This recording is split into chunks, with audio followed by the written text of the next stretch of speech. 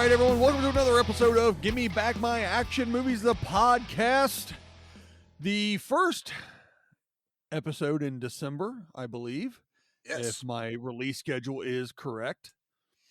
Also, the first episode after Thanksgiving. So I'm hoping that everyone had a nice, good, fun, happy, low-stress Thanksgiving. We are recording this before Thanksgiving, so I don't know how mine is yet. Charlie, how's yours been? I don't know yet. I gotta go to Good answer. I gotta go to Yeah, Ohio, and it's not the same as the Southern Thanksgiving. So I've instituted a new holiday called Thanksgiving 2, the second Electric serving. Boogaloo. The second serving. Thanksgiving too. The second. That's good. I like that. I like that That's pretty good. I like that. because Yeah, I'm hurting, man. I'm gonna be missing my deviled eggs, my butterscotch pie. We have a big family group text chat that we have, and they've been like taunting me with it. It's not funny. Look. I get along with the Sis's in family. I like them. They're fine. Everything's good. Well, most of them, and one in particular who wanted to shout the title once, but we won't get into that conversation. We'll leave that for another episode. Son of a... But my thing is, how do you have Thanksgiving without deviled eggs? Look, man, you don't, and the problem is, like, what people call deviled eggs are not what our deviled eggs are here. Yeah, it's Mom. You don't put pickles in deviled eggs. Period. My mother-in-law is not allowed to come to the holiday unless she brings about 24 of them, and she does. So, and it's egg, yellow stuff, paprika, done. Yeah. That's it. You can't mess it up. Just no, not as heavy on the mayonnaise. I don't want them runny. I like a little stiff yellow yolk going on in there. I know you like it stiff. I know you do. It just so happens. Why you gotta take it? Why you gotta take it there? Chuck's. Who was that? Who is this? Somebody else talking. Well, as everyone can see by the description of this episode, we have a special guest with us tonight, and it'll be, I guess, the debut for the network anyway. Yes. But not to the podcasting airwaves, not to the intranet, but we have Jimmy Street. And he's waving at me. Jimmy, you can hear him currently on the Live and in Living Color with Wolfie D podcast. Yes. Where he does that podcast with former professional wrestler Wolfie D. He will be on the upcoming podcast, Gimme Back My Pro Wrestling, that will be hosted in tandem with me. What? Anyway, yeah, that's me, Jimmy Street. Yeah, and I drive the car on the. Oh, there he is! Whoa! So anyway, I was gonna say, is Chuck's mom is the undisputed heavyweight champion of deviled eggs, by the way. So, basically, if she's not there and she's not making them, we don't eat them. That's just the belief in the family. So yeah, you just don't show up that day. Yeah, right. Granny's not making the eggs. Okay, so a little bit of housekeeping for a couple of people that's going to be curious. A, Jimmy is Charlie's cousin. Yes. 2, Jimmy is the only person that gets away with calling Charlie Chuck. Yep. I mean, I do occasionally, but it's more of just a poking him in the ribs kind of thing. I also am the only person that gets away with making him Aquaman, which if we have enough requests on the Facebook page, I have that picture. I don't know who said you get away with it. You just flip and do it without my consent. Yeah, well, it's good enough. So this episode is The Condemned. And one of the reasons we picked this episode is because, obvious reason, the lead, the star of said film, is one Stone Cold Steve Austin. Yep. What? Give me a hell yeah. Oh, what? There's what? So we're going to do this movie because of the wrestling tie-in of WWE films, Stone Cold Steve Austin, and one Nathan Jones. Yes. Oh yeah. So that's why we have Jimmy on this as kind of an introduction to everyone out there. Now, once this the wrestling podcast is up and running, it'll be on the separate feed that is still going to be connected to the network. Correct, Charlie? Yeah, we're gonna so we don't get convoluted with a ton of shows on one feed. We're gonna start a second feed that's gonna and the first show is gonna be Give Me Back My Pro Wrestling. There will be another show following onto that towards the beginning of the year, and this network just keeps growing. I mean, everyone's heard if this is your first time listening, we have a podcast network with Good Beer Bad Movie Night, Sludgecast doing their monster movie stomp downs, Give Me Back My Action Movies, Give Me Back My Horror Movies, and we felt like it's time to add some wrestling to the mix and Oh yeah, an brother. unannounced show that is kind of going to be its own thing, but still ties right in with what we're doing. So yeah, a lot of stuff getting ready to happen for 2022. Yeah. It's going to be like this the whole episode, everybody. Just brace yourselves. Sorry. It's all wrestling impersonations and us going, what? So, with The Condemned, this is a movie. So we thought about a couple different movies that we thought about doing this one with obvious wrestling tie-ins. Yeah. We thought about The Expendables, but that's on the back burner for something else. We're still going to do it, but we've got plans for it. Yeah. What? The other real obvious one that we could have done is They Live. But again, we've got that on a back burner thing. If you don't know why that's obvious, then I don't know what to tell you at that point. So we had a few ideas, and then we came up with this one yesterday, and this was actually Charlie's idea. He's like, why don't we do The Condemned? And I'm like, oh, yeah, hell yeah, let's do The Condemned. And I hadn't seen it in a little while. It probably been a couple years since I had seen it, I think. And so when you mentioned it, I was like, oh, yeah, hell yeah. Oh, hell yeah. What? I decided we'd watch that because it was you know what? We're gonna play a game. What is Jimmy and what is Steve? That's the What? Yeah. See, it's hard to tell which one's which. Thank you. So we watched The Condemned. I'm gonna go ahead and fire off the trailer now.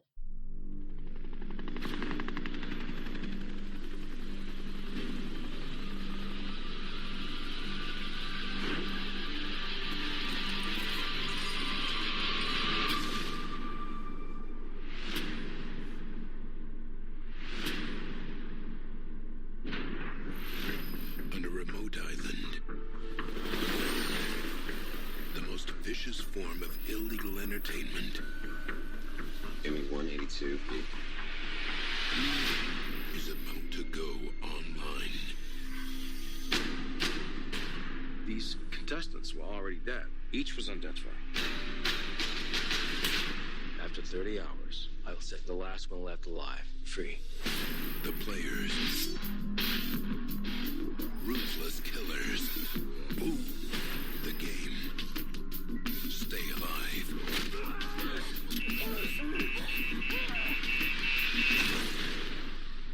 Game on.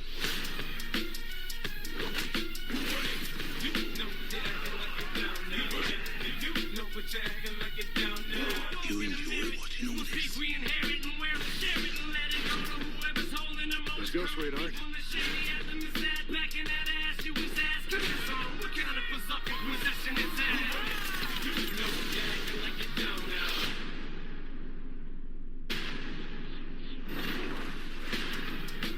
The Condemned.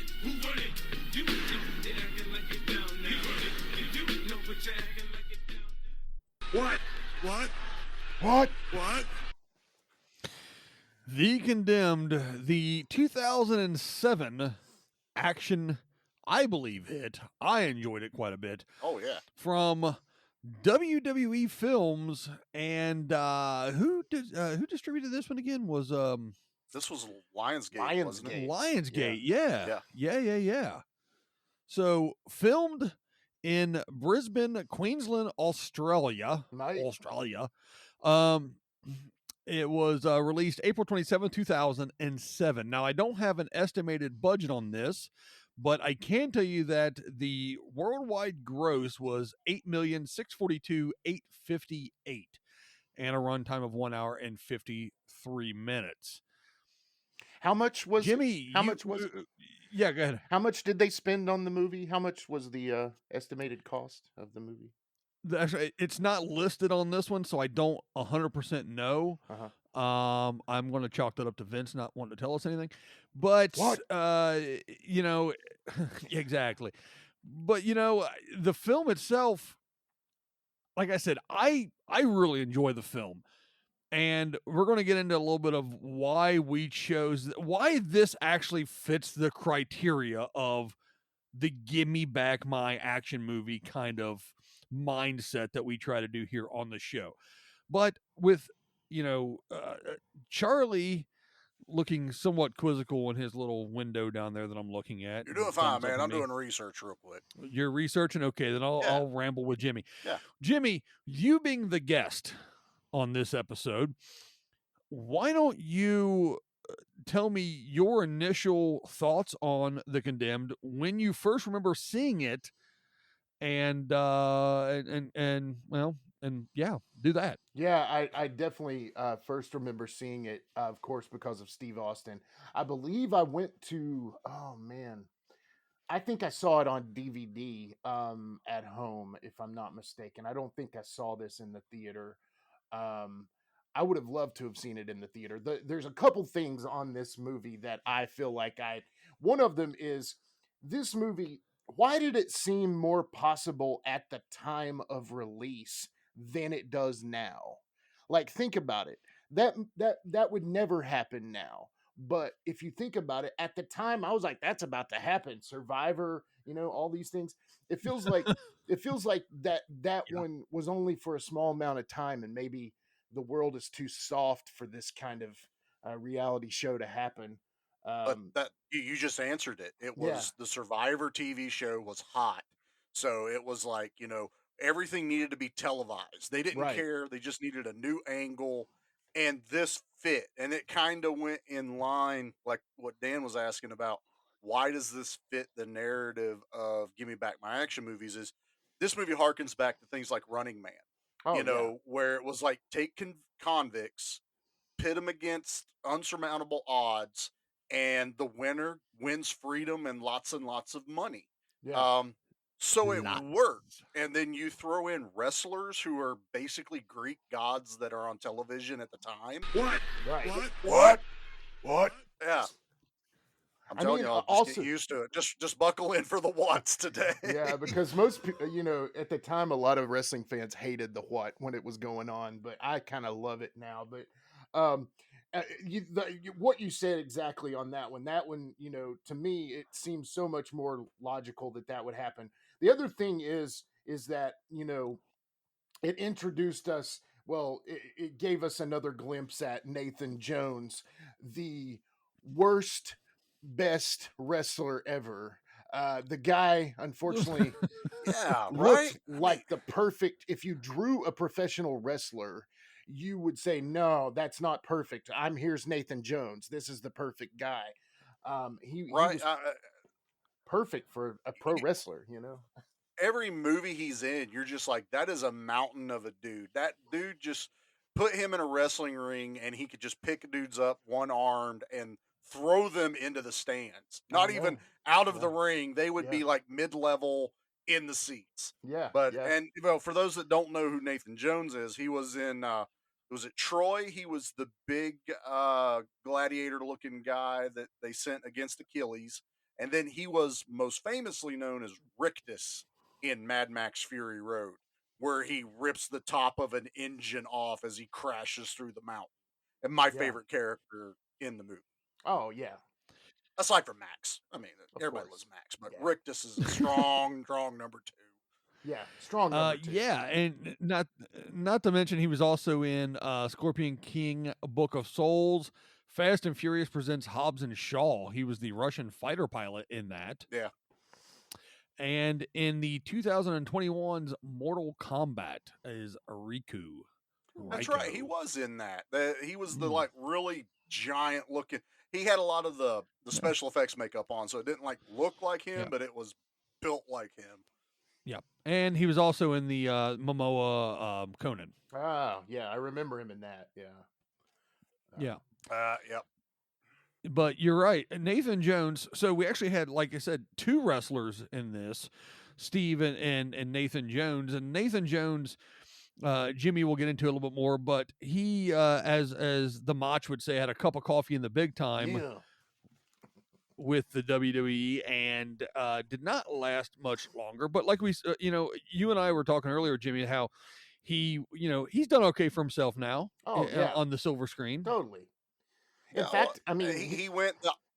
go ahead. No, go ahead. Go ahead. No, I mean, in Yeah. fact, he's doing the exact thing that most wrestlers wish they were doing. Is that they got his foot in the door in Hollywood and opened it up for himself. I mean, I was going to say the exact same thing, except I was going to say like he just bypassed the wrestling and jumped right into Hollywood, which is what all the wrestlers, as they get to the peak of their performance and popularity, is to just transfer into wrestling, movies. right, And this right. movie's also like when I quit. You guys watch a lot more wrestling than I do, and I quit watching like right after the Attitude Era. But that Yeah, was also at the height of understandable. Yeah, Austin and Rock and H and all these guys that were at the peak of their performance. Because What? it was What? exactly what? because it was WWE Studios started out with The Rock. I mean, they did Right. the Rundown and Walking Tall was a couple of their first ones, and then Mm-hmm. for some odd reason, and it worked, is they threw Kane in a horror movie and Yeah, it took off. People loved it, and this movie followed like the very next year. So WWE was kind of unstoppable at the late 2000s. they were Before doing we it. hit 2010s. Yeah, Yeah, So this movie, I was watching it last evening again, and I told Charlie about this offline that it felt to me a lot like a canon film. And what I mean by that is there are actors in it that are real high top B level actors, low A level, some good mid carders in there.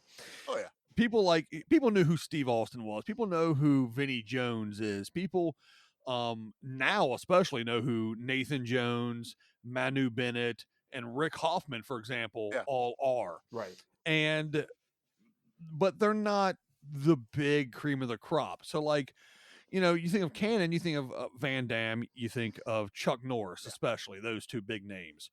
And they're big names and they're legendary. We know who they are and stuff, but at the time they weren't the De Niro's, the Harrison Fords, the Tom Cruise, I guess, kind of, with Top Gun, the fame of that. And, these quote unquote A-level high end actors, not even a Stallone or a Schwarzenegger, No, really, when you consider, action genre. But yet the actors were good. They did what they did, to a good level, and the movie cast them and did what they did with those guys. yeah, The other thing was it was made by a studio who you went, what are you guys doing making movies? Like Canon, if anyone has seen the Canon documentary, you look at it and you go, neither one of you guys should have been making movies. What the hell? You just, if you really kind of see the history behind them, and then it was, distributed by other, subsidiaries, like this one had Lionsgate. yeah. That's kind of how it felt to me when you think about it. And then watching it, good action sequences, some good music in there, a story that maybe a little cliche in ways, but actually was worked, But serviceable, worked that's good. what you want in an action. Totally. But that's exactly, that's what I'm saying. Like, it is the same type of story elements of, say, I don't know, Lionheart. Brother gets killed. They're a drug head. He has to end up, or DEA guy. Yeah. His other brother has to come back now. Has to fight in the ring. Da, da, da. Right. You kind of just like, they're pretty simple storylines. They could have been from G.I. Joe or whatever Saturday morning cartoon storyline, but that's okay. That's what you wanted in these action films. Right. Yeah, and this is right. one of the later ones that carried that torch throughout. Yeah. And like you said, it is what the give me back part is, and we want to shine a light on it. And like I watched this movie, and I immediately want to go watch No Escape with Ray Liotta and Ernie Hudson from back in the '90s, where they were on an island and they had to survive. I want to watch Running Man. The same premise. And even so, there are even some newer movies that are along these lines, like Gamer with and his name just Butler. left me. Yeah, Gerard Butler. Butler. All these. What about Squid Game? Is this? I still haven't you guys watched seen that. Squid Game? I haven't have. watched I it. have. Yeah. Yeah. Okay, so I haven't watched it either, but Squid Game's kind of like It is good. you're down your luck. You have to play this game, and if you don't, you get shot in the face or something, right? I mean, Yeah. by one of the controller buttons from PlayStation shoots you or something. There was about one too many Facebook like posts about it that I was like, no, hey, I'm never watching this crap. But my wife and I, Michelle, was like, let's watch Squid Game. Her nephews were talking about it, and her nephews are similar to me and Jared growing up. We could just get into a fight at any time, and it would just be on. And so, funny story is these kids told us about Squid Game. And so, long story short, we watched it. It was good. I mean, I enjoyed it. I think it's worth your time. Yeah. It's on the list for us to watch, but there's been so much other things. And doing a podcast now and being a holiday, we're off our schedule. We're not recording on our normal night. So it's like, oh crap, I gotta go watch a movie. I have seen several times, but I still like watching it before I talk about it.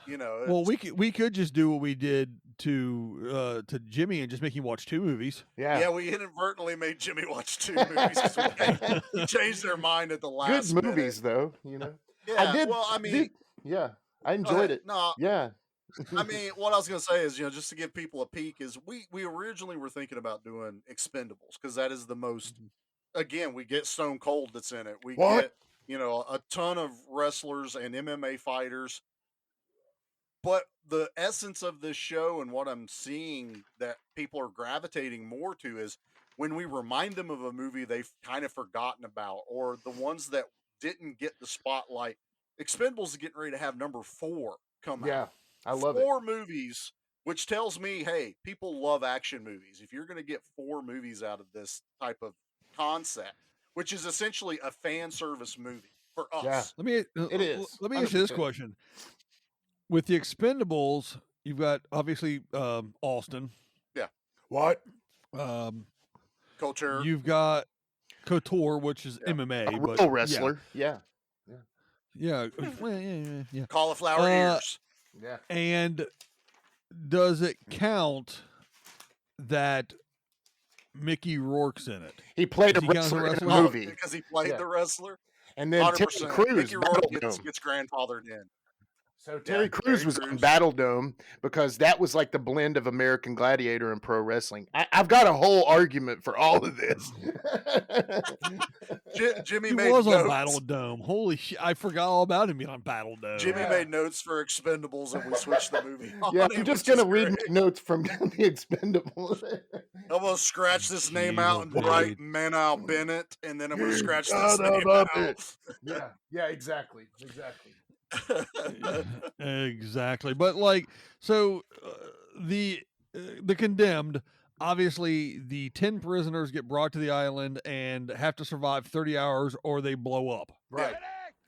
Hey, I gotta say one. I had this idea. Imagine, and you're making a point here, Dan, and I really screwed the flow up, but I apologize. Imagine that's all right. I always screw it up myself. If you took the villains from Con Air and traded them out with the Condemned, is that a next level type movie at that point, or are those villains too cerebral for this type of film? I think anytime you take John Malkovich out of an equation, you're just asking for trouble, because John Malkovich made Con Air. Can you imagine Cyrus the Virus leading Vinnie Jones's character? In the Condemned? Well, I mean, I'm sure we're going to get there, but to let everyone know, Stone Cold was not going to be the lead in this movie for a long time till WWE got involved. He was supposed to be Vinnie Jones's character, the antagonist. Exactly. And so I was like, that totally changes everything. And I mean, he played a bad guy in Expendables. Right. I guess it's just going to work that we're going to make this kind of comparison to the movies. And he worked, but he was not, honestly, I think he was less of a badass in Expendables than he was in The Condemned. I think he's like he is what I wanted in 80s action movie heroes. He could take a 100%. punch and barely flinch. He got 100%. shot half a dozen times and he's still going. What? I mean, that is my 80s, Greek god running across the jungle. Oh, hell yeah. He's doing the Rambo thing, like, I'm coming to kill you. I'm coming to get you. Mhm. And Yeah. and I think for those that are wrestling fans, obviously Steve Austin and what Steve looks like. He wrestled in underwear and knee braces, so what Steve looks like. His body type and everything. But I was watching the Condemned and watching it, and Vinnie Jones is a pretty big dude, and Manu Bennett's a pretty big dude, and all this stuff. But you're watching Steve, and you're like, that's a big boy. Yeah. Like, I don't think, because, and like Jimmy and I were talking about earlier in the day, the quote unquote land of the giants of professional wrestling, 80s, 90s, early 2000s, where everyone was just big, ripped, giant, massive, thick old meat boys. Just say it. It was the roided out era of wrestling. I mean, it really was. Oh, totally. And, 100%. and then when you see Steve next to normal sized big guys and they look small. But I gotta say, I'm pretty sure Mano downsized for his role, because that is not the size he was in Spartacus or any of the other roles that he's played. Arrow. Yeah, I feel like there's no green in it. There's no green in it. Because when I watched it the first few times, I didn't even realize that's who that was. I didn't either. Yeah. But when I'm watching this, I'm like, yeah, either this was pre his bulk out stage of his life, or he literally like the directors were like, all right, we need everyone kind of smaller, other than Nathan Jones, who is bigger than anyone on his worst day. Can't do that, mate. Yeah, you just can't help that. Austin has to be like pumped 24/7 on this movie. And Austin too, even though even though he's older now, he still works out, regularly and still stays a large, big, sized guy, and stuff like that. And even though he always is like, I'm not coming back to wrestling and this, that, and the other, he still, he considers him.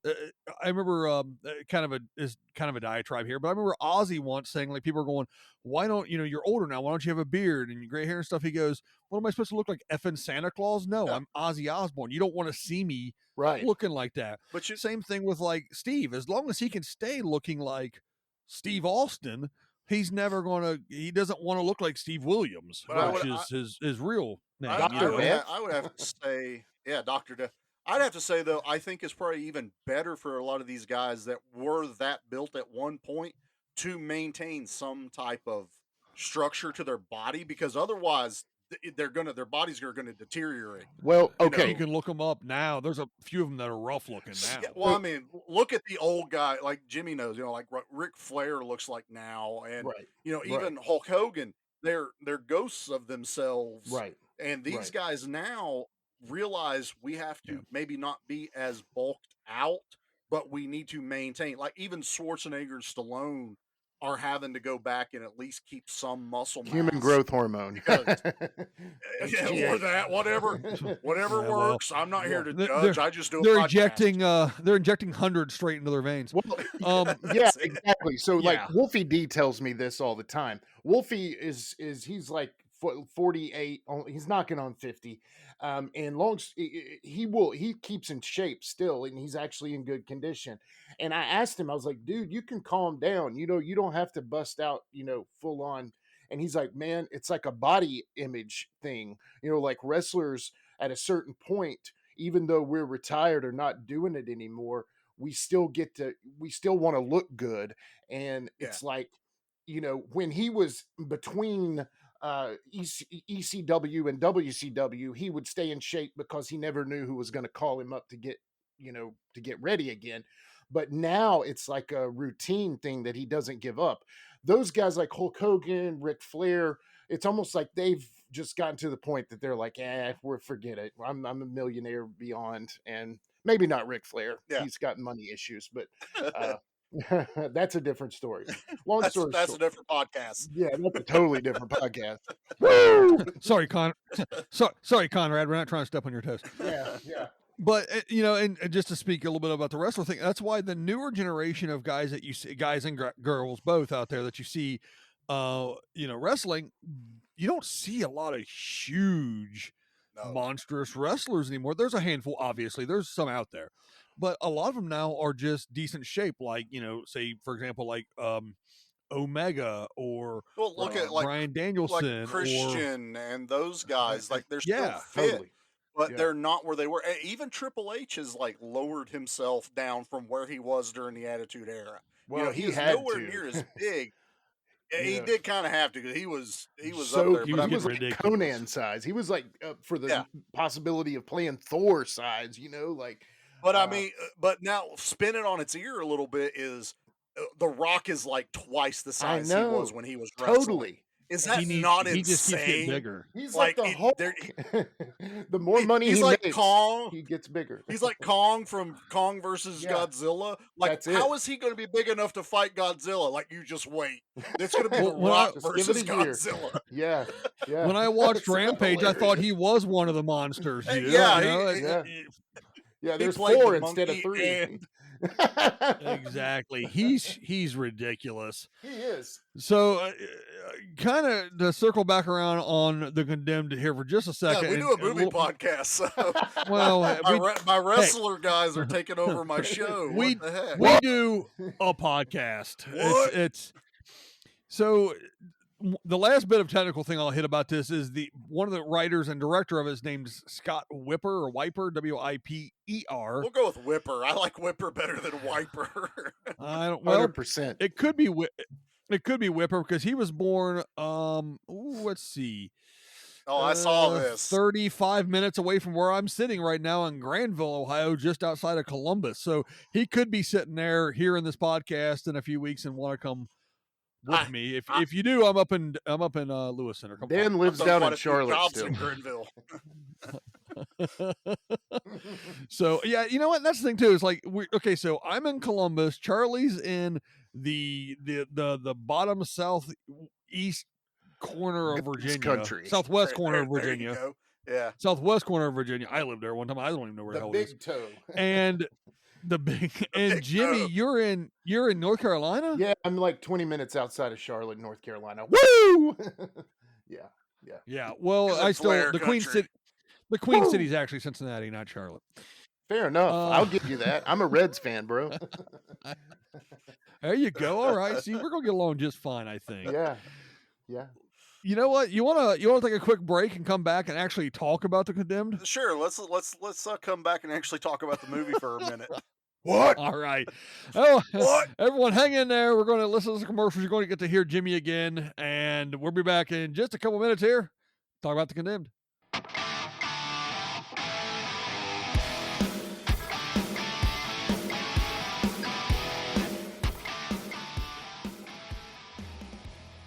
Welcome to the Monster Movie Stomp Down, where twice a month we review monster movies from all corners of the planet. Join me, Sludge. I went to watch it the other night, and she's like, "Why are you watching this? You can quote this movie line for line." That's very accurate. My co-host, Mark. Don't ask me to do a stomp down on this because it's 0. Okay, dude. Ruben, what's your stomp down rate? And our brother from Texas, Ruben. It's just, I'm like, wait a minute. They tricked me into watching this. Yeah, that's what I felt like. As we give you the history, our review, and the stomp down rating of some of the best and worst monster movies around. Available through the Podbean app, YouTube, Apple Podcasts, Google Play, and Amazon. Make sure and check us out on Facebook and Instagram. Just how drunk are we gonna get? Welcome to Good Beer, Bad Movie Night, where each month we drink finely crafted brews while watching terrible films in order to see just how drunk you have to get to enjoy them. So tune in and join Troy. Killboy Kreitz. Oh, that was pretty good. Thank you. Dave. I have the weirdest boner. And Pete. IPAs are ales, meaning they are bottom fermented. Excuse me, they are top fermented. I that up. Try that again. As we drag Kathleen, Hear me. kicking and screaming through an alcohol-fueled podcast dedicated to movies of questionable quality and the frosty adult beverages that help make them tolerable. Good Beer, Bad Movie Night. Clearly, it's the beer's fault. Hey, this is Jimmy Street, host of the Live and in Color with Wolfie D podcast. Hear the life and times of professional wrestler Wolfie D. From his times in the territories with PG-13 to his times in WWE, ECW, WCW, TNA, and more. Nothing is off limits and nothing will be held back. Available now on Spotify, Apple Podcasts, Google Podcasts, and all major podcast formats.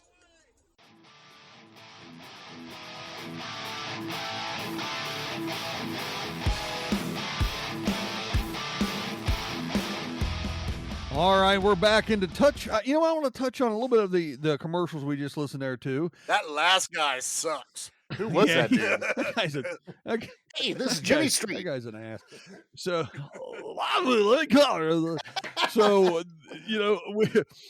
first of all, Monster Movie Stomp Down. We talked about The Rock. He's becoming bigger and bigger. He's a monster. Yeah, there we go. Just good beer, bad movie night. We're all enjoying an adult beverage. Myself right now is the El Segundo Brewing Company Steve Austin's Broken Skull IPA.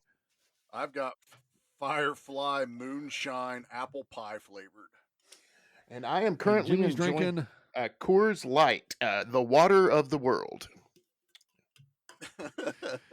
And then, of course, the last commercial you heard there is Live and in Living Color with Wolfie D. I wish Wolfie was on the show instead of the other. Yeah, he was busy, I think. So you got me. I'm sorry. But we'll get him on the pro wrestling show. Here's the thing about Wolfie. You have to kind of show him a little, what's the word I'm looking for? Like a trail, you have to build a trail and then he'll show up and then he'll be like, okay, hey, I'm here. Piece of candy. We have so many piece pieces of candy. of listeners. We have so many listeners. So here's some listeners we have. Yeah. People that don't know you, Wolfie, come here. Yeah. I well, love it. They might eventually. Oh, totally. All right, Charlie. Let's get back to the. Yeah, well, they will. Let's get back to the Condemned for a second. Let's Charlie, talk about a movie. It's the movie, man. All right. Yeah, it's a movie. All right. All right, Charlie. The Condemned. Out of all the contestants, quote unquote contestants that were on the show, is there any that you would have liked to seen in a spinoff? I mean, obviously none of them made it, but Steve or Conrad. Well, I guess what you can look at it is like, who do we want a more backstory for? Yeah, prequel backstory type of thing. Like, obviously, Vinnie Jones. I want to know a little bit more about his character. Nathan Jones, who played Peter, the Russian, of course, plays the giant Russian. I want to know a little bit more about him. And then I think the Saiga, the Japanese, I'm pretty sure. Yeah, the one that was hanging out with Vinny. The little ninja. The one he formed an alliance, straight up Survivor. Right. And dude kept having to steal the sunglasses from everyone. It's like, it looks better on you anyway, mate. Yeah, I love that stuff. But those three guys, I think I'd like to see what led them to being like on death row, because essentially every contestant was on death row, because that's how all this works. They were gonna die anyway, so why not make money off of them? Right, totally. Who loves you and who do you love? Yep, Killian, man, gotta love me some Killian. Yeah, exactly. Jimmy, who do you throw me some backstory ideas from some of the contestants? Well, there was some that I couldn't wait for them to die, and that was Eddie Guerrero, Latino Heat, and Mamacita Rosa. I couldn't wait for them to go away. Don't treat Mano Bennett that bad. Come on. I know. Paco. You didn't have a problem with Paco? Did you hear her call her Mano twice in the movie? Yeah, she never says Paco. She called him his actual name. I just felt like Manu's such more of a badass than they let him be in that, and that was my problem. with it, that's what I'm saying. Yeah, like I gotta go save my girlfriend. I got and then at the end when she dies, he's like, just gives up. Right? Like, come on, dude. Right. You could have fought him off a little. You doing all right? You gonna make it? Cause we got to die. We're somebody's got to die, and it ain't gonna be old Stone Cold. Stone Cold says so. There was a scene that like Rosa gets vaporized. That was some of my notes. Latino Heat finds his Mamacita. Vinny had to break up the love scene, being the villain. Vinny beats up Rosa. Cameraman shows remorse. The guy with the big teeth, big tooth cameraman. And more guilty. That's the guy from Suits. Yeah, Suits. Yeah, that exactly. was Goldie, wasn't it? Yeah. Yeah, They Goldie didn't- Goldman. Yep. Yeah, they didn't go far, USA, Then more guilty feelings from workers, but Eddie is still alive and he's all in. LOL. Rosa gets vaporized. Then Latino Heat escapes. Stone Cold finds him weeping. They form an alliance. Wished he could have said "what" after every word that Manu said there. And then alliances are forming all over. Management is not happy. Okay, those are some notes there. Those are great notes. Totally Vinny, I by the gotta way. say, like, Yeah. I don't want to butcher her character name, but Amelia Burns, how she like straight up blew up dude, after just hanging out with him after a back rub in the middle of the night. Right. And just vaporized this guy. I'm like, man, that's cold. Yeah. That dude, he just wanted to chill. That Right. was it. He Yeah. wasn't even trying nothing. And she pulled that tab. So they all have explosives on their ankles. I guess we should mention that. So and it comes into use later, by the way. Yeah. It's and there's our tie back to the 80s. There's a little like Escape from New York and Running Man again with the exploding collars where our boy Eddie got his head blown off at the beginning of that one. And so they can, if they tamper with it, it blows up. If you pull a red tab like flag football, you got a 10-second timer and the person blows up. Everybody tries to pull the tab. Yeah, I mean, everybody tries to pull the tab. And then that was like the wuss way that they made like Nathan Jones die too. I Like know. his accidentally got pulled out while they fell down the mountainside, and then Stone Cold kicks him off the cliff because he's like the only one that stood up to Stone Cold in this movie. Like Stood he's the only above one him, that took really, a punch and you just know? looked at him. Yeah. Oh, he was like a foot and a half taller than Okay, Stone I'm going to Cold. give you all some Nathan Jones notes. Let me tell you a little bit about Nathan. Give me some Nathan Jones. First of all, love. he got punked out. They should have put him near the end. He should have been right before Stone Cold vault Vinny. But we'll get over that. Agree. That you build a card. This movie let the early fight happen too soon. So Nathan Jones facts. He wrestled from 97 to 03 full time or somewhat full time. He was delayed his start in the WWE because of visa issues due to his criminal past. I love him even more now. I know. He was originally going to do a Hannibal Lecter type gimmick, if you didn't know that. He was put into a storyline with The Undertaker as, the Undertaker was he was The Undertaker's protege, basically. Sorry. Yeah.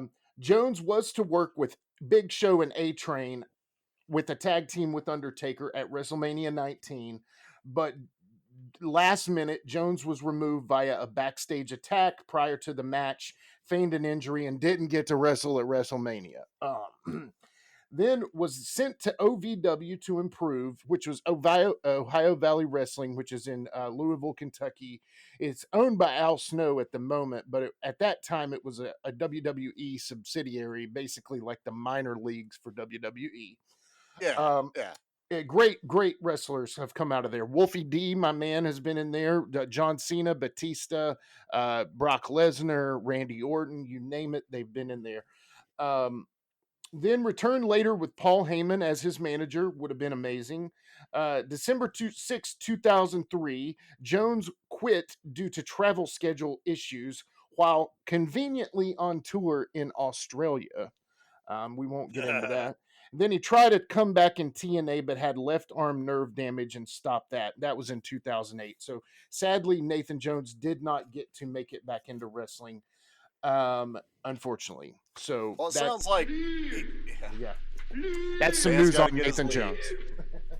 It almost kind of sounds like he was not like fully into it though. Like I don't think he was. Once he got started, he's like, "This ain't my bag," and Hollywood needs big dudes that aren't always wrestlers because with a wrestler, there's always something tagged behind it. And now we all know that it's usually like Vince McMahon. If you want The Rock you got to talk to Vince at one point. Right. But I'm sure he was just like, forget that. I'm getting offers to be in movies because I'm freaking giant. Well, I would assume that Nathan Jones was like, well, it's fake. Yeah. Yeah. It's acting. It's all acting. Well, yeah, it is predetermined, totally. But it is definitely not fake. And a lot of wrestlers don't care about the business, They just want the money, you know. So look, the physicalness you need for it is not fake, but things are set in place to happen. Oh, sure, it's predetermined, but it's, and yeah, I mean, occasionally during a match you can get hit with what they call a potato. You can get stiffed. You can, you will actually get struck in the face and hurt and things of that nature. But and Jimmy has done a little bit of indie work where he's taken bumps. It's not fake, is it, Jimmy? No, it's definitely not, especially the bump part. It's just like knocking the wind out of you. If you ever fallen and you didn't mean to and the wind's blown out of you, that's how it feels essentially. And those guys do it 20, 25, 30 times a match sometimes. So and I don't think Nathan liked that. No, he probably didn't. I mean, why would you? If you can make all this money in Hollywood, I mean, I would do that. I mean, the saying is, the bigger you are, the harder you fall. And as me and Jimmy both being 6 foot plus dudes, it hurts when we fall, and it's a lot of effort to get us back up. So 100%. I'm with him. Like, okay, I'm done, man. Because Nathan Jones is knocking on 7 foot. He's almost 7 foot. If you imagine that body frame on a 7-footer, I mean, a 7-footer, 6'11", 6'11", 330 pounds. Yeah, you tote that around and take bumps with that. Twisted steel and sex appeal, boys and girls. Yeah, so. I mean, that's Big Show range, and I mean, right. Talk to the Big Show about what his body feels like now. Yeah. It has to be a road wreck. It's just got to be this mangled mess of body tendons and broken bones and everything, man.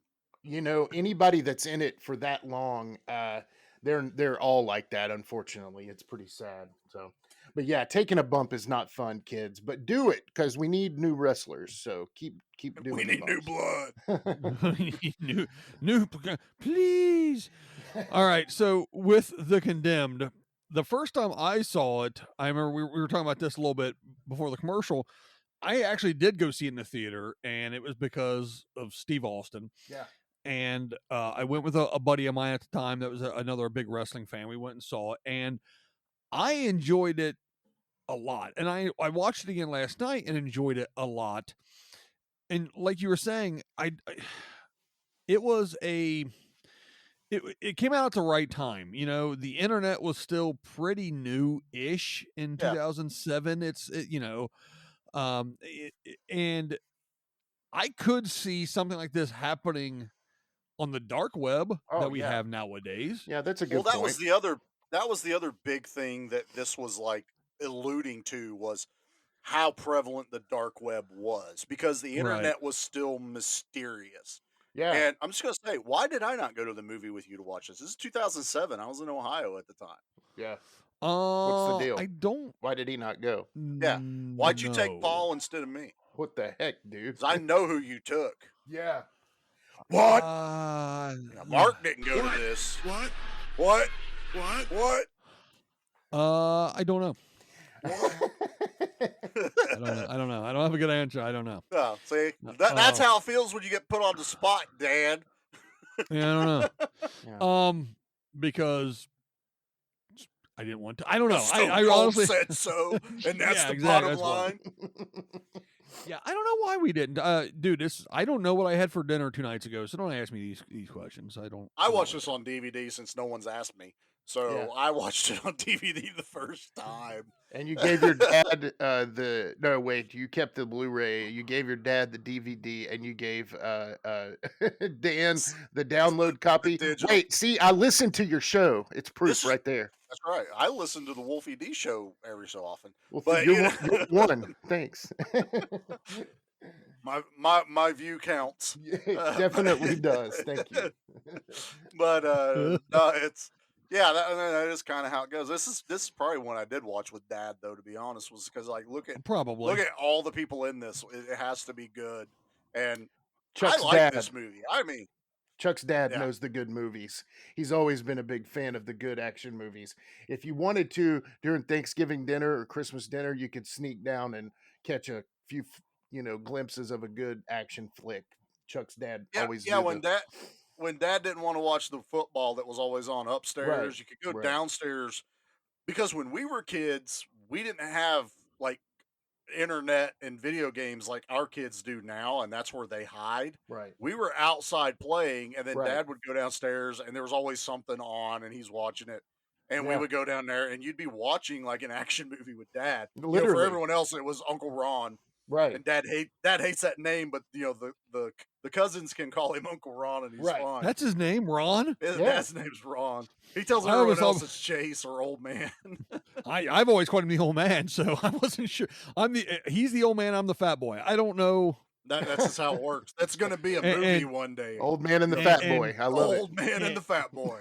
And your mom's granny. And she's or granny. mom. Well, and that happened. Or you know, Tree. That was That's Tree. Aunt Tree. So yeah, the cousins all call her Aunt Tree because one of the younger aunts, when she was a kid, would climb on her like a tree. Yeah. And I think it was Jeremy that started it. So there's a third one of us that looks the same and sounds like us, except he won't shave his head like Yeah. me and Jimmy do. Because he has good hair, maybe. I don't know. He Chuck, kept how's your his- hairline, man? My hair's fine. I Okay. choose to do this. This is Oh, my then. choice. I'm leaving. Jimmy does it for necessity. My hairline is right here. My Yeah. bangs. Yeah. And Jut's growing into his hair finally. So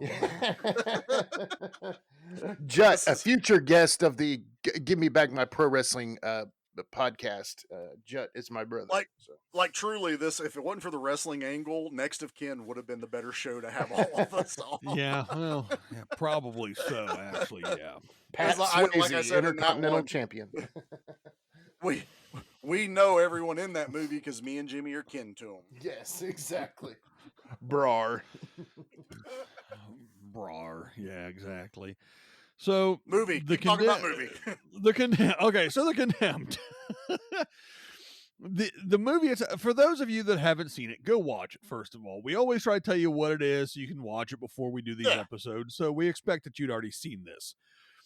My thing about when I'm watching it, and I've worked a little bit in TV production, so I'm watching the TV production side of this thing, and I'm watching it going, how in the hell is Goldie maintaining 100+ cameras out there? He already said there's dead spots, so I know that the live camera setup that's out there running around is not set to transmit it back right at a high enough quality that it's gonna be worth a damn. No, and they only called those guys in when there was like not a good angle. So they like 2 or 3 times. Maybe. I love how Goldie even goes like they fall into like this cavern and they're like, "Where's the camera?" And Goldie's like, "I don't deep dive. There's no camera down underwater." Yeah. I was like, no. But look, I want to say one thing on Yeah. that though. They kept it filmed as if it was coming from those cameras, though. Yeah. Yes, the fight sequences you see a lot of from the perspective of if you were watching it. And I like that. Like when they Noticed that. go in the water, there's no like underwater shot because that's not how we're perceiving it. We're perceiving it through the eyes of everyone else watching on the internet. Right. The only time we see an underwater shot is when they're first dropping them on the island, and the one girl goes underwater. Yeah, and, you're and there's right. a camera down there, and as she's coming up, he switches to another camera to watch her surface. Because that's where they knew they were going to drop them. right, So that right, made and they were sense. shallow, so they could do that. Yeah, So, and that's what and then as Steve Austin is getting closer to him, even Goldie's like, I didn't put cameras there because they shouldn't be coming towards us. Right. that's why I can't see him or find him. And Yep, that's the thing. I love the forethought of how we're going to do this movie is let's do it and put the audience as if they had subscribed to watch If it. they were the And $60. Yeah, and it's even kind of like Death Race. It was like, That's another It was like a one pay-per-view. that the Yeah. newer Death Race that they had Jason Statham in. They kind of treated it like, the subscriber, and they even had the guy, the voiceover guy cut in. like subscribe now for leg 2 of the Death Race. You know, Will Frankenstein survive? Yeah, Frankenstein. We just lost. You know, who was it? 40K, 4K. You know, we just 4K, lost 4K. You know, and I like how they went about this because that's what people were used to. When you watch Survivor, there were cameras supposedly only in certain parts of the island. You know, like the parts where they would all go and talk to each other and make alliances, and then there was and then they would feign like there's no camera over here, what was going on over there. Right. They kept that essence for this movie, and for a movie that will date itself. Like, some people may not know, like, Survivor. My kids, no clue, but I think like Anthony could watch this movie and be like, I get it, but I have to be biased because he's watched Running Man. He's watched most of the other movies that this movie took ideas from. So he's like, I get it.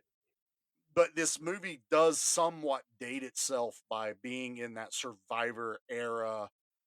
And honestly, at that time, who knew how long that show was going to go on? It could still be going on. I don't know. I don't pay attention It to is. it. Is it really? As a matter of fact. Yeah. Like, I it's was still just going saying on, that facetiously, but it's really going on. For sure. Oh yeah. Yeah, there's still Survivor episodes. Holy crap! They do man. they do 2 seasons a year, I think now. A Is winter Big season Brother and a summer still season. I think. going on? I don't know, Yeah. actually.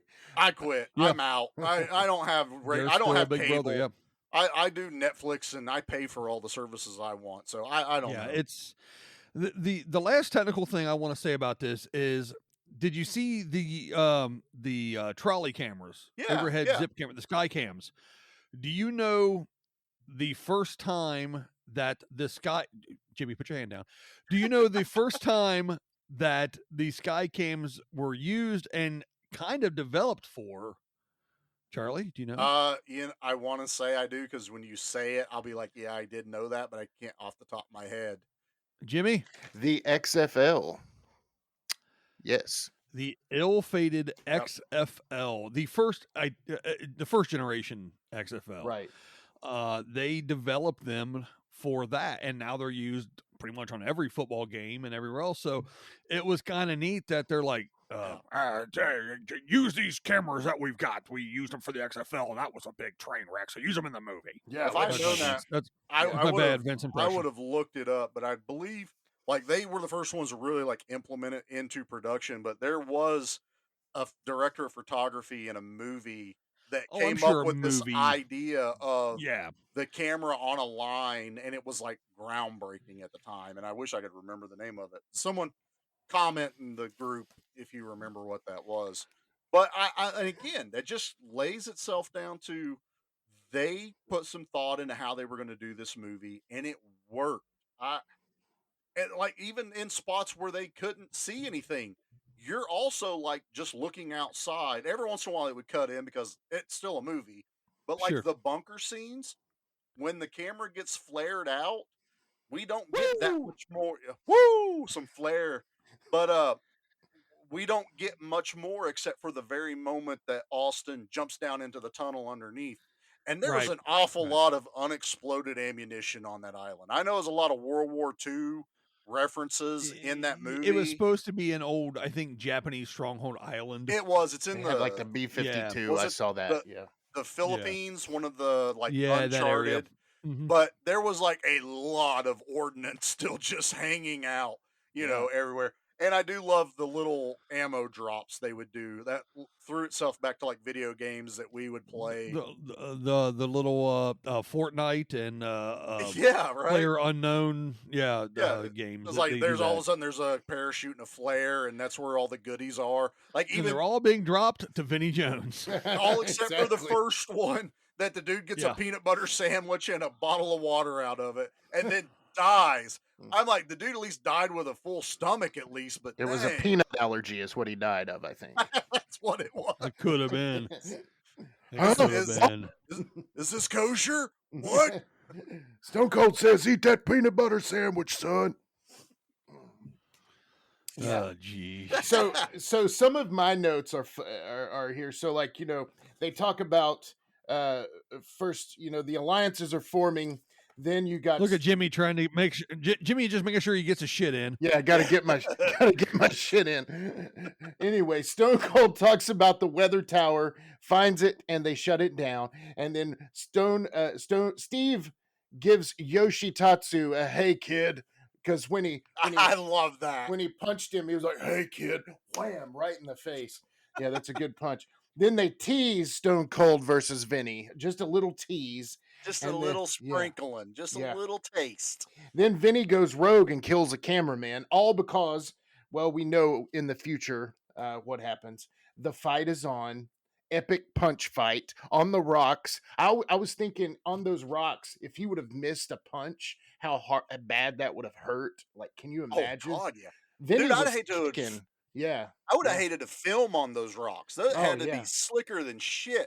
But again, Jimmy, did you notice that Austin was throwing those leg kicks? When's the first time you ever saw Austin throw a leg kick in a match? When he does the stunner, that's it. I was going to say, isn't that his lead into the stunner? That's it. Yeah, but that wasn't a leg kick. Like, he was kicking guys in the inside thigh to drop them in this movie. Right. Whereas the stunner, it's a toe kick to the gut. They That's bend true. over. Good point. And you rack them up on that stack of dimes they call a neck and call it a day. But, do you think Stone Cold taught them all how to throw working punches? Maybe. I would have to say, yeah. I bet there was some choreography, but also I think Stone Cold probably had to realize this is different when you film a movie.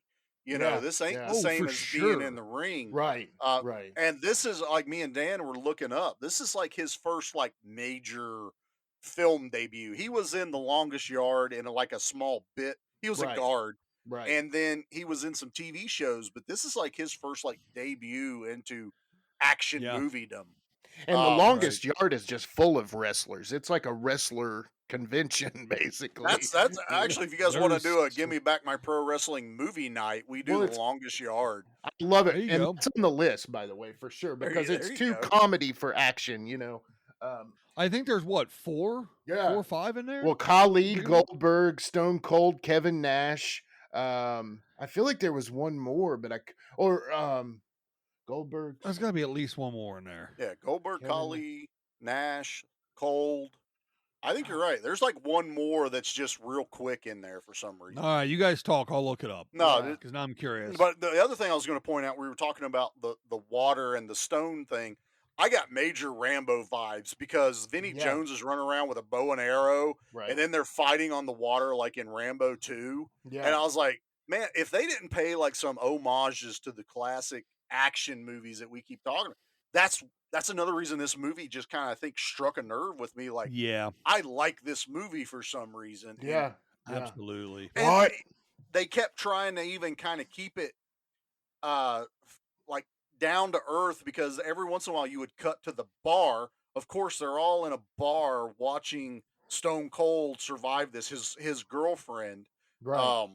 Because she basically, Stone Cold was in prison for the government. He was special forces, retired, so he was doing black ops. He got caught. They disavowed. He's been in a what was it? My computer's not wanting to scroll. He's in a Central American prison, Guatemalan, I think. Yep. And right. Yep. He was thrown into a fight while they were trying to sell this other Guatemalan prisoner to the show, and this dude couldn't kill Stone Cold. Stone Cold just decimated him. Yeah. So they took him in and made him into like this backwoods KKK member on his bio, which is all BS. And so his girlfriend finds out about this, and they're watching it in this bar in Texas while this is all happening. So it just keeps cutting back and forth. And I like that. Give it that little bit of almost like you said, Con Air, where you saw, Nick Cage's wife get pulled in, and you got this different side of the story. Right. It just hit all the right notes. Like this is like the ABCs of action movies right here. Yeah. It is. And I think going back to earlier, what Dan said at one point could have WWE films been the new canon?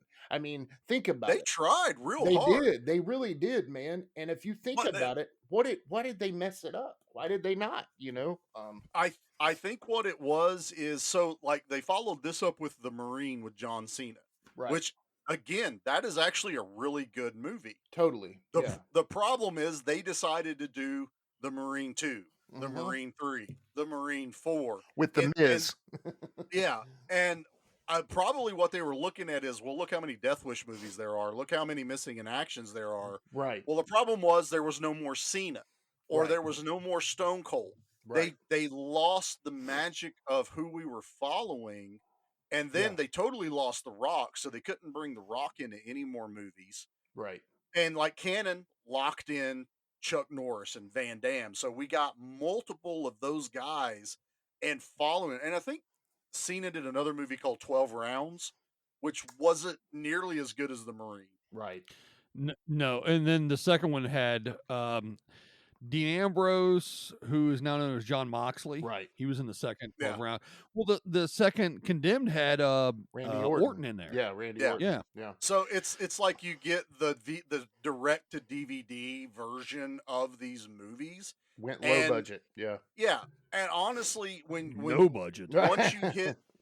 once you hit the 2000s, people's attention span to these movies were actually waning. Yeah. You know, until the Expendables kind of kick-started it back up, because like now, and honestly, they would have done better had Netflix had like the Netflix studio now, and they tied in with them. Like what Scott Adkins and Michael Jai White are doing is, let's just do another Netflix movie. It's instant out there. Our fans can find it, and we're out into the world and streaming, and they're making their money on the back end, selling to other countries and all this other stuff.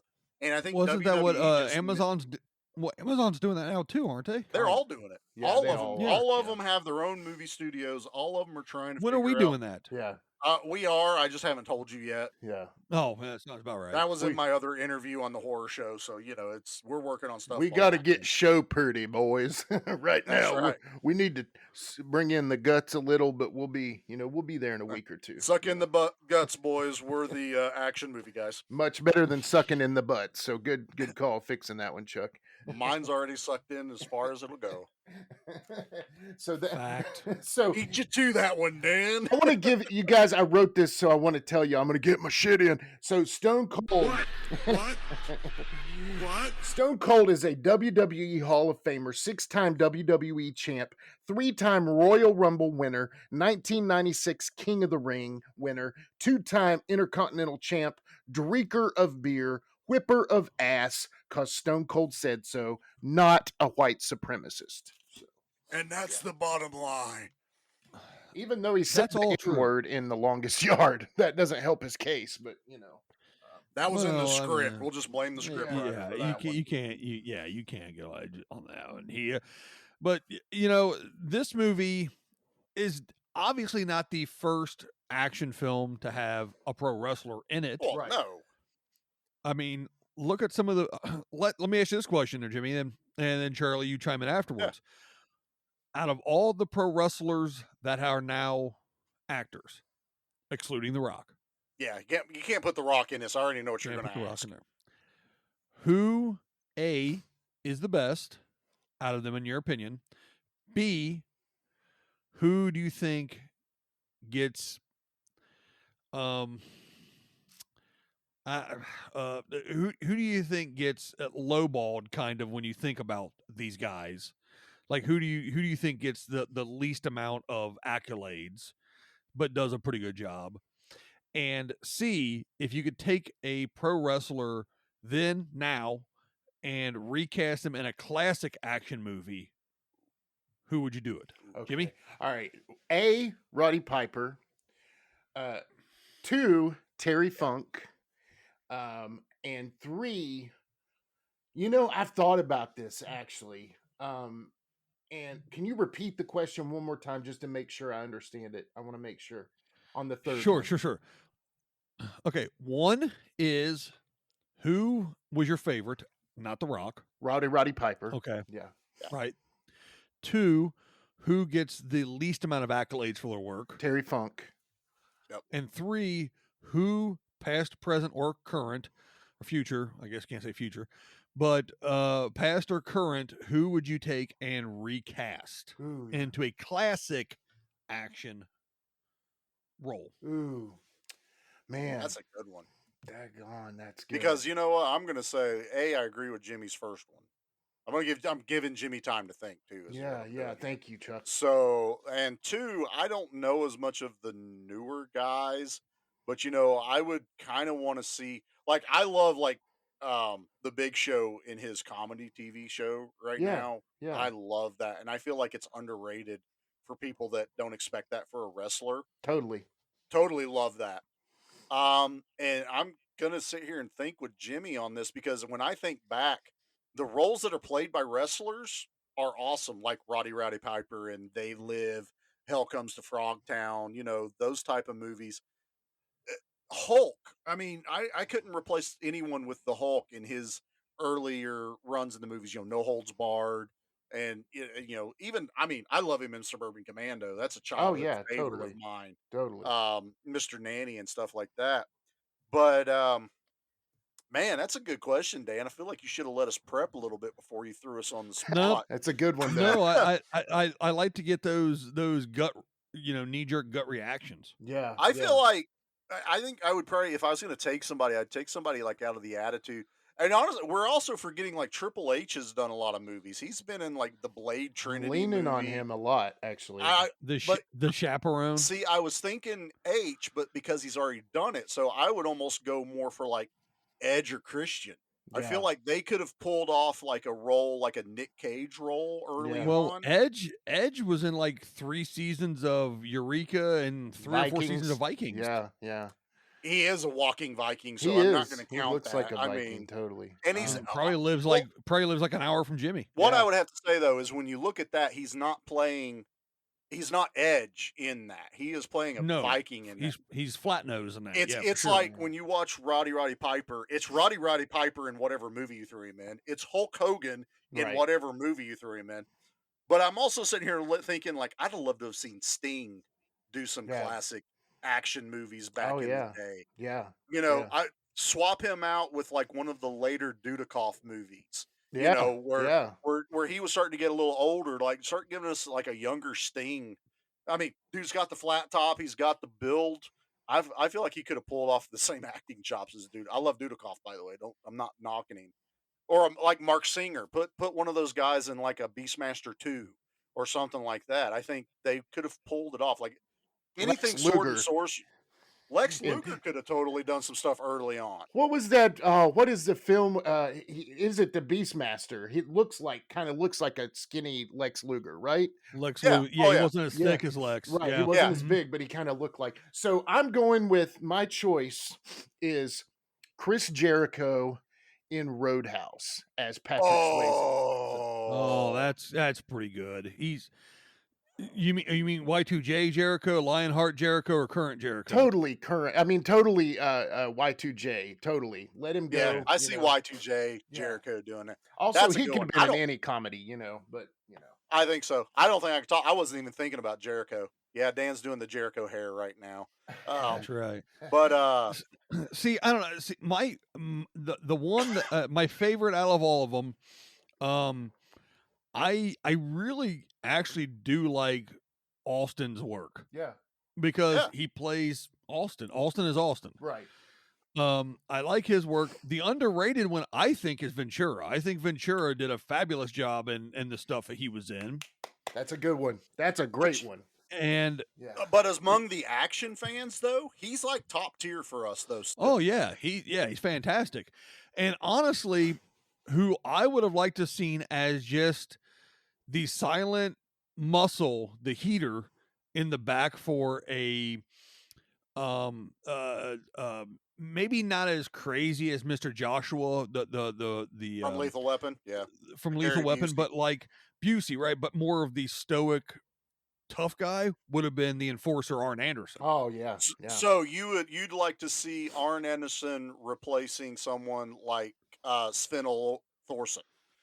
Get that sort of, but he's such a he's not nearly as tall, so I think it would have been off. But if you're going yeah, for the just the stoic silent in the background, muscle, yeah, just wooden club beat you over the head type of kind of guy, because that's what Arn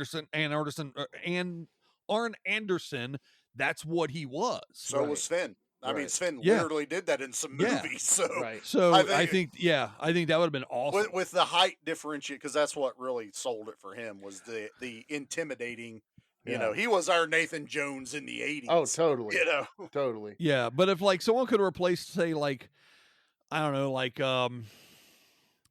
say if we wanted to replace Rambo, you know, I'd have to Shut think your ass. about. Stop it. What? Don't What even I'm saying, finish like, that sentence.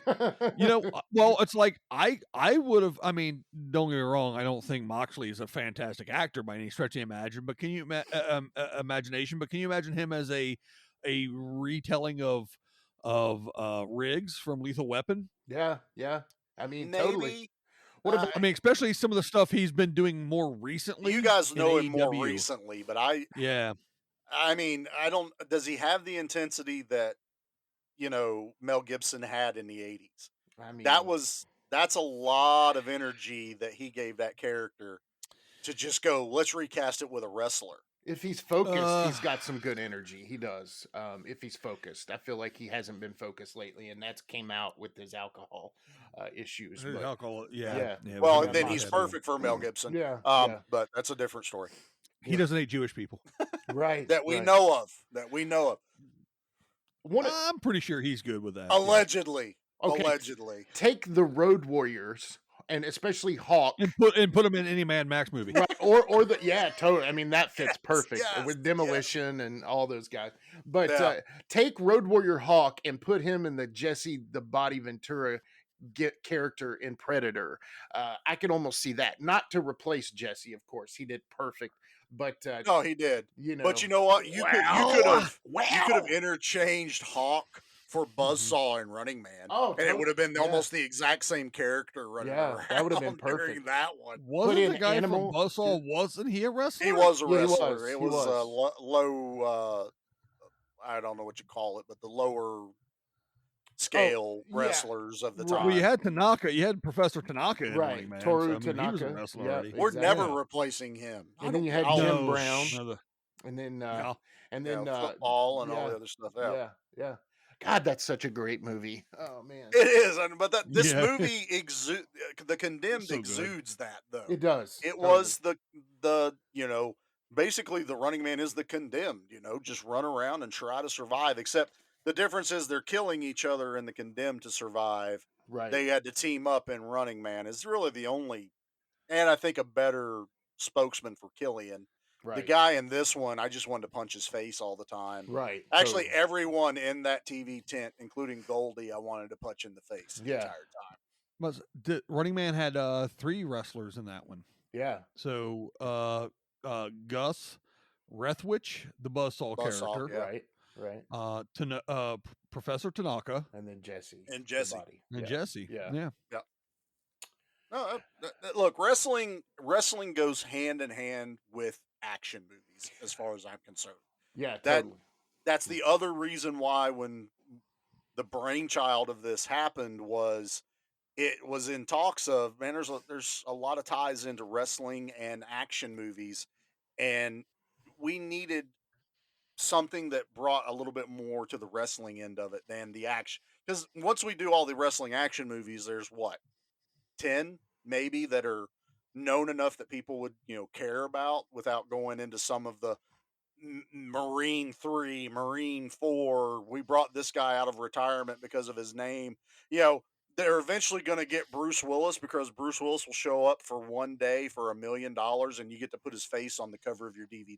Right. And he's in the movie for 10 minutes. Right. Church. So, yeah. Exactly. So here's the 99% of the reasons that wrestlers act. Do you want to, maybe Dan knows this, maybe Chuck knows this. Do you guys know why 99% of it? Well, yeah, money, but it's not why. Partially is they can't bump anymore. Part of it. Well, It's for that Screen Actors Guild health benefits. Oh, yep. You're right. Think about I it. never If thought of that. if SAG card, yep. So wrestling, specifically wrestling, is 99% of the guys are wrestlers as independent contractors who not correct. only have to pay for all their, flight, travel, everything. Yeah. They also have to cover their health insurance for their whole family, and that's a huge amount, especially if you're a pro wrestler. Terry Funk was one, and I love Terry Funk. And in fact, I'm thinking our Al Leong for our BMPW is Terry Funk, maybe. We'll talk about that later. But I do love the Funker. Yeah, so he was specific in saying that I did it for the SAG card, and like that to me is and then if you think about it, there are other wrestlers that did it, like the Body. At those times, they were doing it for the SAG card to keep that health benefit. Andre, oh my God, the Princess Bride. I never even realized that. To be honest, that's kind of enlightening to go. That makes sense to go that way because the wrestling doesn't interfere with the filmmaking. Like, it doesn't count as going and doing an independent movie, which people that carry a SAG card can't go do. You can't carry a SAG card and then go work for something that's not covered under SAG rule. And vice versa. You can't be non-SAG card holding and go do a movie that's under SAG. So well, that makes a lot of sense too. Why a lot of pro wrestlers back in the day, first one come to mind is Punk. How he was mad that he didn't get a lot of the movie role stuff that was offered to him. He ended up getting his SAG card, I think, through the Flintstones, WWE Flintstones cartoon that my kids watch all the time. Yeah.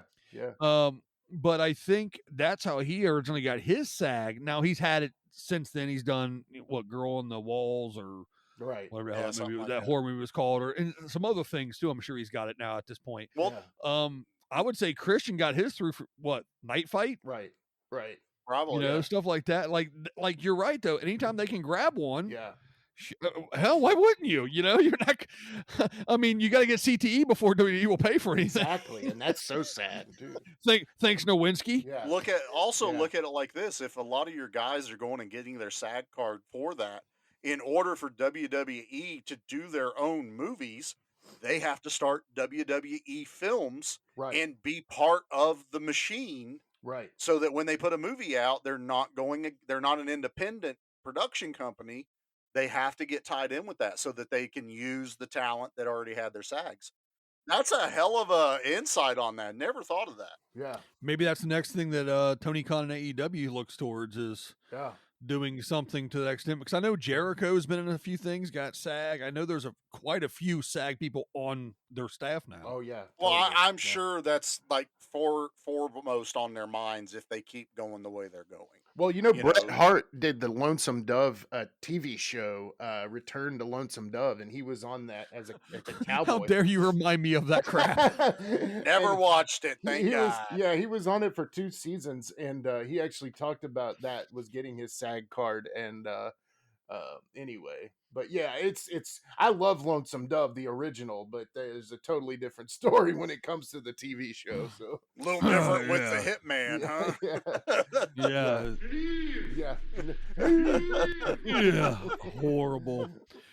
Well, as we close into an hour and 20 or so minutes.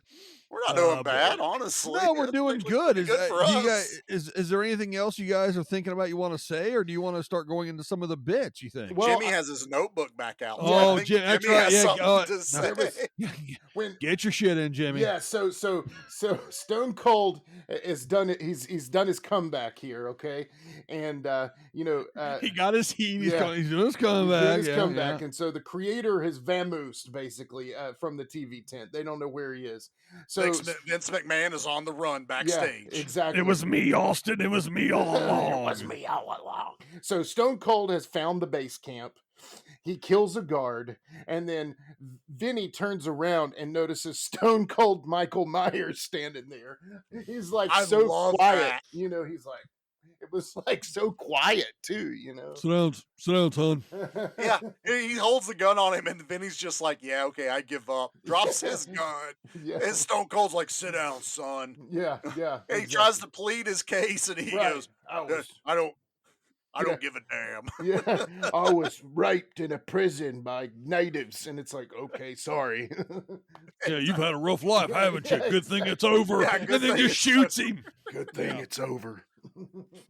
Son. And then just unloads on And then him. the most perfect action movie trope, as the bad guy gets away in a helicopter. Yes. Stone Cold dual wields SMGs and slows it down because They thought it was Wolfenstein, I think. Right. And so the helicopter pilot's trying his hardest to keep it together.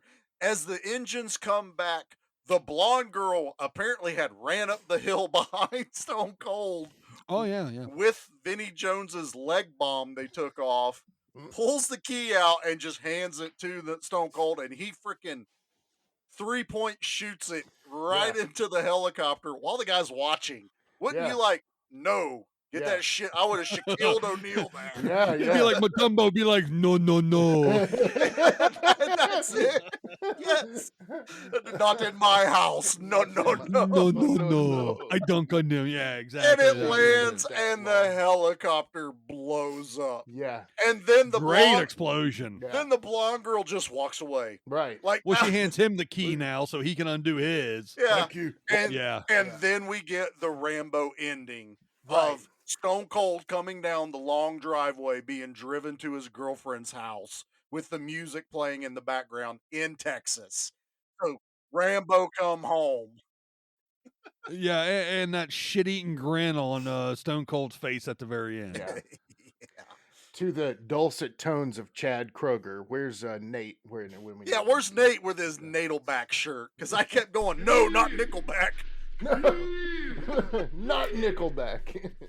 Any song but Nickelback, but that was 2007, man. Yeah. Beyond Nickelback's bullshit in that movie, all the other music you really hear is from the perspective of, again, the subscriber, because they're being flown in the choppers, and he goes, play me something like some old rock. We're playing like Black Betty and stuff like that. I mean, it's the Spider-Bait version, but still, they're playing right. music, and then you hear music at the end, kind of when they're showing the credits, the highlight reel. Yeah, they played their best of reel at the end. Yeah, so you still get that too. So it's pretty cool. I mean, I dig the way they did it. It was so dark web that they weren't licensing that music. No. He kept looking at that girl and saying, "Find me something country. LimeWire Find me something." Yeah, exactly. LimeWire all that.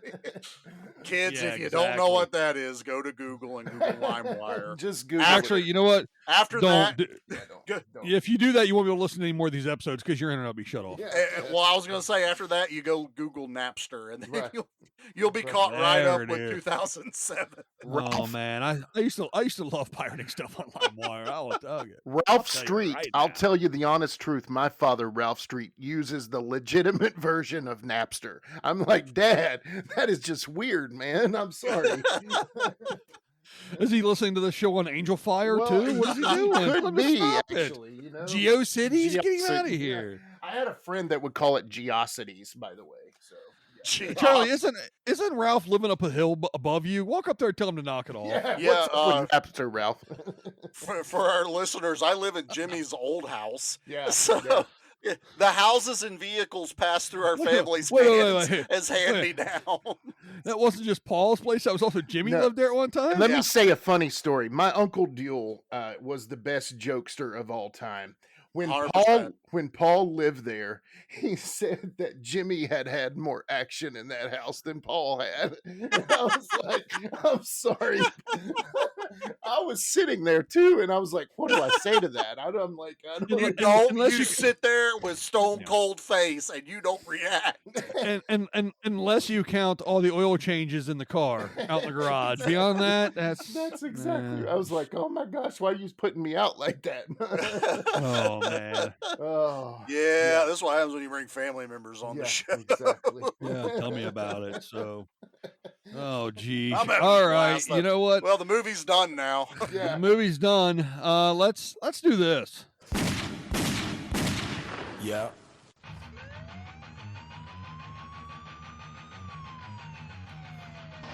Body count, body count, body count, body count. All right, Charlie. What's the body count of The Condemned? Well, for an action movie, it's kind of low, but in the circumstances of the movie, it's close quarters. There's only a certain amount of people in it. And, there's only 10 contestants. So 26 in this. So we have the other 9 contestants that died, and then all of the TV crew and camera crew and helicopter pilots, and counting the 3 people that the Russian dude killed at the beginning of the movie during his promo. They were doing his promo reel, and he was actually killing people. Yeah. Does that count the guy that they dropped out of the helicopter on top of the pier? Oh, yeah. Oh, yeah. He's the first contestant to die. Yeah, I think so, yeah. I love that, honestly. Yeah. I was, the first time watching it, you're not expecting, they push him out of a helicopter, and they No, were you're not not, no. over water, and dude lands on a tree and just bleh, through his chest. He Yeah. chest bursted Yeah. on the island. Yeah, it was. But, He let an oak alien come out of him there, an oak tree. came Yeah, out he of him. did. He looked like Wolverine at the end of Logan. It was just. I like when Austin punched that guy. They're like, he didn't expect that. That was good in the helicopter. Yeah. The helicopter scene was good. I like that. I did like it. So yeah, no asterisks, no nothing. This is pretty much just a run and gun and kill and explode 26. Yeah. 26. Yeah. Well, that's not too bad. I like that. No, it's respectable for the type of movie. Yeah. I mean, even Running Man didn't have that high. Well, because you don't count the crowd getting killed at the beginning Right. during the massacre. yeah, 'cause yeah, you don't know yeah. how many. So, Running Man had a pretty low count as well. So Yeah. it fits. Yeah. It works. Yeah, totally. Totally. All right. Well, let's do this then.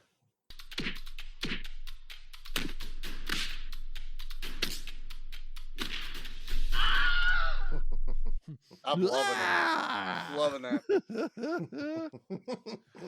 Oh, it's just so good. All right, Jimmy, you're our guest, so we will let you. We do will the let first- you. Dang, Dan. Well, What was Jimmy, that? you're gonna. I don't know, man. I'm in the middle. I'm in the middle of doing like 3 things as I'm producing this one. I'm sorry. I can see that. All Plus, right. you're about 2 beers in. It's like, all right. Well, What? Jimmy. As Well, our and unlike next Steve, con- I'm not pouring these all over me. Yeah. These are pints. Yeah. These are.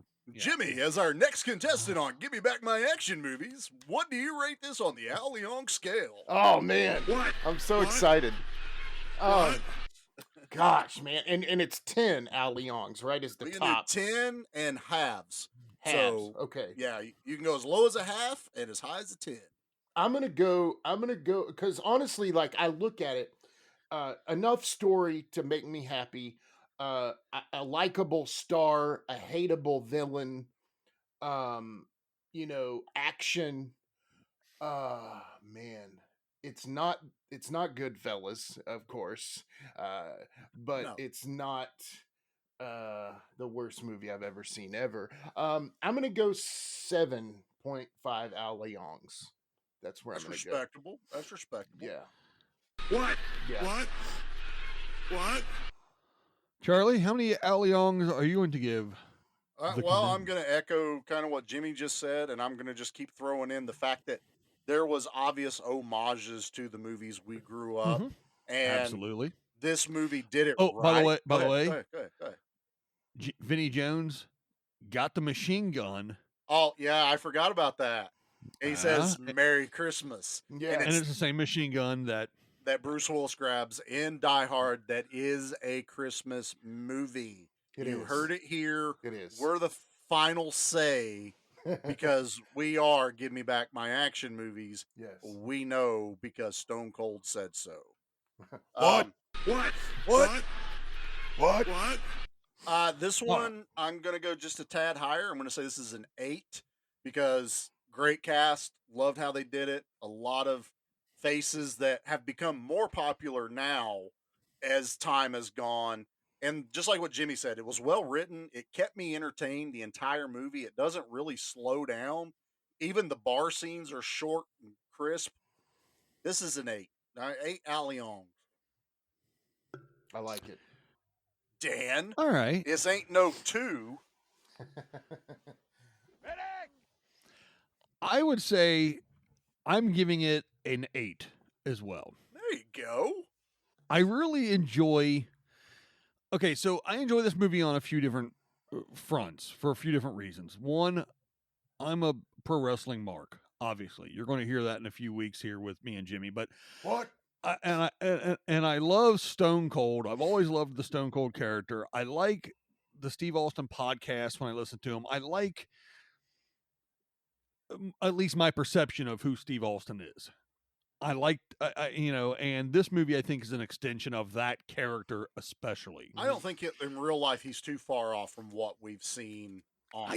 I don't think he is either, honestly. I mean, he is to the point where he wears flip flops and goes to a vegan store occasionally. But I mean, Hey. I think he is pretty straightforward in who he is. And that note, take a swig of beer here for the working man. Hell yeah. Go. Yeah. What?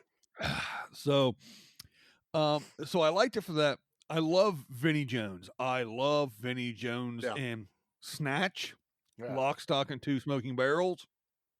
Gone in 60 Seconds. Gone in 60 Seconds. The Sphinx. I love Vinnie Jones. Real happy with that.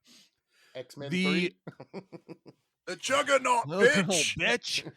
I like the fact that I hadn't seen it in a long time, and I go, "Oh, that's Manu Bennett." I love that. I love the fact that there's people in it now that you look and go, "Ooh, yeah, ooh, okay, yeah, great, like it." The action's always going. I like Black Betty by Spiderbait. I got a thing for that song. I dig it. So all these elements tied together, and then the one thing that I still really like about this movie, I think it really touches on two elements of, unfortunately, and I know I'm a cynic,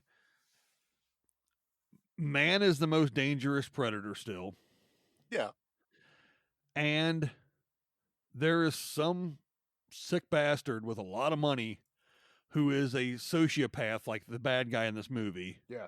That one of these days will probably do something like this. Right. Well, I'm not holding my breath for it, obviously, but I'm not surprised that this concept came up on this. Well, the concept of hunting man has been around for a long time. Now you've added even more to their homages. Hard Target was Jean-Claude Van Damme. Yeah. The Most Dangerous Game. All of those type of, man versus man. Yeah, running man, obviously, stuff like that. That's for the sure. big one. But I mean, this, I don't want to call it a trope, but this is just, a unique take, I think, on the trope. This took the best parts of some of the movies we grew up with and put it in a really nice package that I enjoyed watching. And I like the element of almost like a fighting video game, like Mortal Kombat. You have different characters who have different shticks, different gimmicks about what they are and what they do. Well, that fill out that cast. And because movies movies like this that did fairly well did open up the thing for doing things like the gamer, which was essentially putting a human being in a video game scenario. Yeah. I haven't watched it yet, but Free Guy, that this type of concept of ordinary Joe, insurmountable odds. I think you and I watched this, Charlie. What was the movie where the people ended up in the office building? Oh yeah. Oh, and ended up having to fight each other, and then at the end, it's like the building corporation or something. It's like it's like you know what I'm talking about, Jimmy? It's like a stapler is like on the poster or the cover or something. A bloody stapler, something like that. Yeah, like all these people ended up in there, and then they all realize they're in a game. Yeah, and they're shooting each other, and they think it's not real, but it really is real bullets, not just like paintball lasers or something. Right. And they end up killing each other, and then they have to like blow up the bad guys in the basement of the parking garage to get out of the building or something. Yeah, all of a sudden the door is shut down on the. Need y'all to throw a name at me like white armor or something. I kind of visualized. Yeah. I want to say it's like it's like the something corporation or something. Golly. Yeah. Well, while they dive into that, I was just looking up how long after like movies like the Gamer came out in '09. Yeah. So that movie probably went like right in production once they went up. People like that, and just kind of plus that was also the up and up for Gerard Butler. That might be a movie we do at some point. It's The definitely on the Belko experiment. That's the it. Bel. The I have Belko. heard of that. Yeah. I have not watched it though. You need to. Is that the one I'm thinking about? It's I'm it. thinking I'm that's pretty the one sure, I'm thinking man. about. I'm pretty sure. Is I'm gonna pull that up the IMDb and take a look at it. Was Sean Gunn involved in that? Or James Gunn? I'm sorry. James Gunn wrote it. Yes. That's the one I was thinking of. Yeah. So that's the one James Gunn wrote. Yeah. So let's see who's some of the John McGinley's in it. Yeah. Yeah. Dr. Cox. Dr. Cox is in that one. Sean Gunn's in it, obviously, because the other gun had something to do with it. Yeah. Yeah. Michael Rooker's in that. Right. Michael Rooker. Yeah. All right. He's got such a great voice, man. I just watched him in that movie, Love and Monsters. Not bad. It was. Yeah, I need to watch that. I haven't seen it yet. It's okay. I watched him in Mallrats lately. I love that. Give me one of them taint pretzels. That's right, one of those pretzels. Yeah. Anyway, yeah, I think that's the one I was thinking about. But anyway, that might be it. What about Surviving the Game with your buddy Ice-T? You guys remember that one? Rutger Hauer, Ice-T? Sure. Yeah, sure. Absolutely. Yeah, I mean, Yeah. that's, and again, that just comes off of a lot of that trope of, rich guy hunted everything. Right. Now he wants to hunt a human being. It's kind of like where they even try to go to a little bit in Roadhouse. Where he's in the trophy room and he starts going off about, I've hunted every dangerous predator and now I've got to face you. It's, Oh, there's one predator he hasn't faced. Yeah. The predator. The predator. Yeah. Unlike Nate, who thought there was no predators in Columbus, but that's oh my gosh. Well, that's a different show. Bless him. All right, boys. Well, as we get towards the end here in the wrap up of things, Jimmy, thanks for coming on to the show. Thanks for having me. Yeah. Well, you didn't really have a choice, and There's no option. No, you had to do it. And as we prepare for the Give Me Back My Pro Wrestling podcast that will be dropping hopefully before the end of the year, knock on wood, or at least at the very beginning of the year, if I get motivated to get it all done. The production elements of it, then that will be coming out. Until then, make sure you catch Live and in Living Color with Wolfie D every week where you listen to podcasts, including where you listen to this one. Yeah. Thank you. Jimmy, you got anything to add? Oh man, it's just a fun podcast. It's like an interview style podcast that's more like a conversation. So we have Hall of Famers Jerry the King, Ricky Morton, Coco Beware. We're gonna have Bushwhacker Luke very soon coming up. Yeah, mate. I miss some Bushwhacker. Yeah. And we've got Primetime Brian Lee coming up. Shannon Moore coming up, also covering more of Wolfie's career.